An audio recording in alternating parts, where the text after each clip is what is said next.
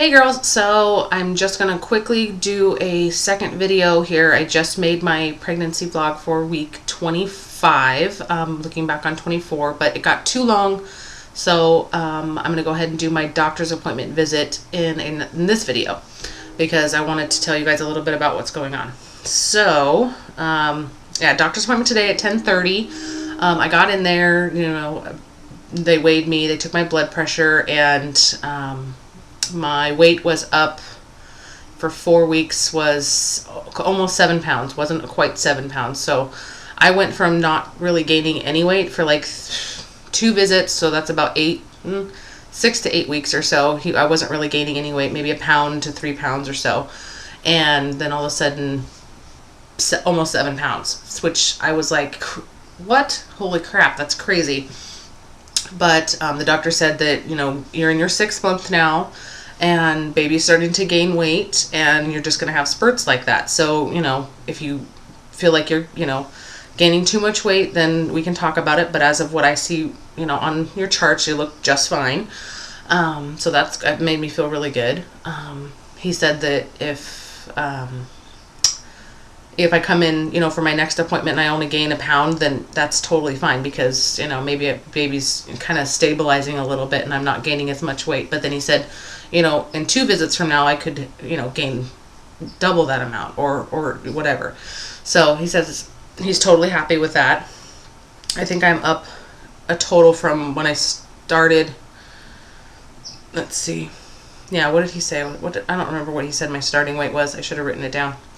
But I think I'm up a total of 24 pounds so far for this pregnancy, which he seems to be fine with. So I thought that would be too much, and I kind of still think it's a little bit much, but as long as my goal was to keep it under 40 pounds. So I'm more than halfway done with this pregnancy. I'm closer to 30 weeks than I am to 20 weeks now, which is pretty crazy. So I have 15 weeks left, and hopefully, I don't have to gain too much more weight, and I can keep it under that 40-pound mark, which would make me really happy.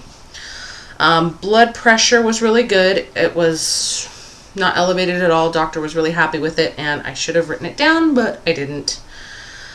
But yeah, then my mom and my niece went with me because my mom has not got to meet my doctor yet, and I was really wanting her to meet him. He's super cool, chill, mellow guy, really straightforward, and he has a really good demeanor about him. So I was excited for my mom to meet him. And so yeah, they came with me, and all went well with that. She asked him a few questions and all of that. But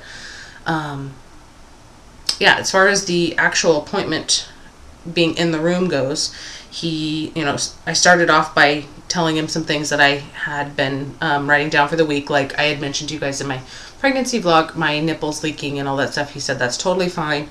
Mentioned to him about my back pain and my sciatic pain. He said that's just going to come and go. There's nothing really that they can do about that. What else did I mention? What else did I talk to him about? My weight gain, we talked about that. That's all the small stuff, but mainly what I was really kind of nervous to talk to him about was the tingling and the numbness that I've been having in my arms and my hands at night, like more from my elbow down, my wrist and everything at night. Pretty much doesn't matter what position I sleep in, doesn't matter what I do. Oh, my foot's asleep actually right now. Doesn't matter really what I do. I pretty much wake up in the middle of the night and my hands are asleep. And then throughout the rest of the day, this has been going on for about close to 3 weeks now. I really, kind of brushed it off in the beginning thinking, oh, it's nothing. But now it's getting to the point where it's starting to affect my job. And as most of you know, I'm a massage therapist. So I need my hands to work properly. I need them to be in good working order and no pain, no nothing like that. So we definitely talked a lot about that. He's like, it's super common. It's, pregnancy induced carpal tunnel. There's really nothing that you can do about it. No doctor would ever work on you or require surgery or anything until you're well after you're done delivering, when your swelling has gone way down, because it's caused by swelling. So he said the only thing that we could really do is kind of just keep an eye on it. And if it starts to really affect your job, then I would have to go out on disability. And I'm like, great, that's just not the news that I wanted to hear. I was hoping I could, get some sort of a brace for my wrist maybe to wear at night, but he said that that's not going to help me because it's not just a position thing, like where, as some people, they type and they get that carpal tunnel feeling here, and if they sleep with their wrists straight in a brace, that can kind of alleviate some of their pain. But that don't work for me because mine is swelling induced, and it's basically pushing on the nerves in my wrist and blah, blah, blah, blah, blah. It's a long story. You guys probably mostly have already read about it.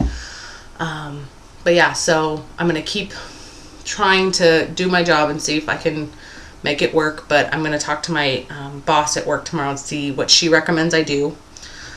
And if she thinks that, it's not worth me trying to, risking my job or risking my hands, then I'm probably going to email him back and see what we can do about maybe going on disability. It's just kind of a up in the air thing right now. Oh, my foot was asleep and now I'm getting pins and needles. I'm sitting on the ground, so it's really uncomfortable.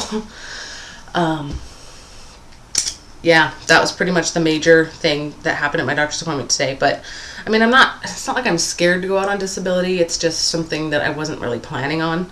I wanted to be able to work up until, as far as I can, so that I could stay home as much as I possibly could.